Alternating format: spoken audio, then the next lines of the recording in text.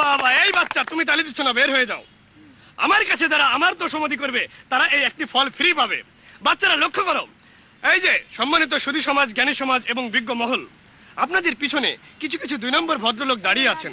উনাদের কাজ হলো, তার আগে একটু কথা শুনুন, উনারা কথা কম বলেন, কাজ বেশি করেন।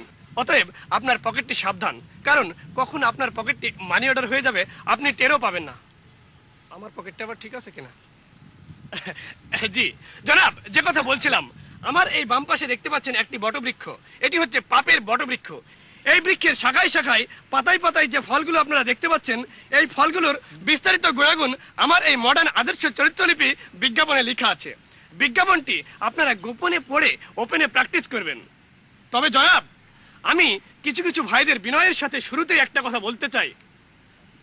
কিছু কিছু ভাই আমার এই বটবৃক্ষের একটি ফলও ভক্ষণ করবেন না এবং আমার এই আদর্শ চরিত্রলিপি বিজ্ঞাপনটি ভুলেও কখনো পড়বেন না। বলবেন কারা?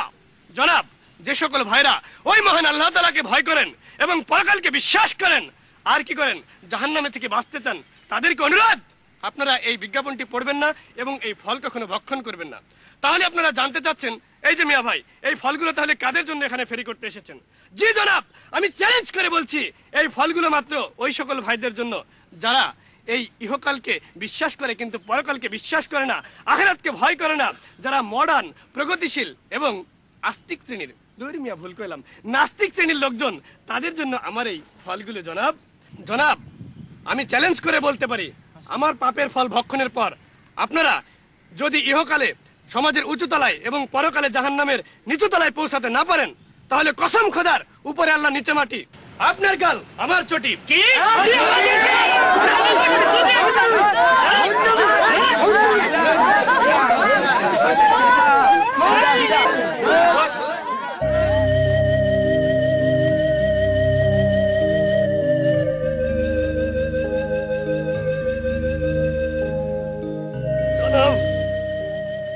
জনাব, সুধী সমাজ, জ্ঞানী সমাজ, গুণী সমাজ, আপনারা আপনারা এতক্ষণ আমাকে মনের ঝাল মিটিয়ে আচ্ছা মতো পিটালেন, মেরে আমাকে ভক্তা বানালেন।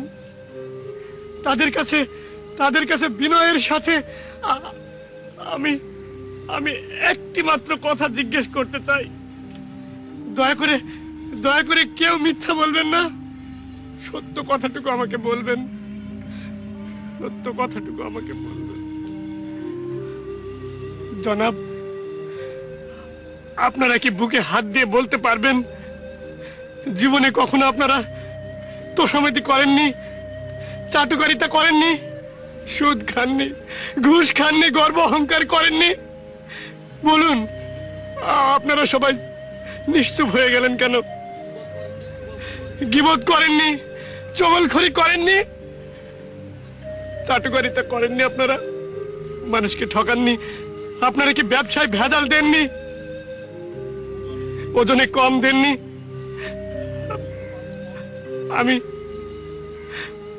আমি তো শুধু এই পাপের ফল বিক্রি করেছি।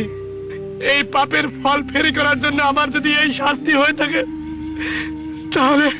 তাহলে আপনারা যারা প্রতিনিয়ত এই পাপের ফল ভক্ষণ করে চলছেন, তাদের কি শাস্তি হতে পারে?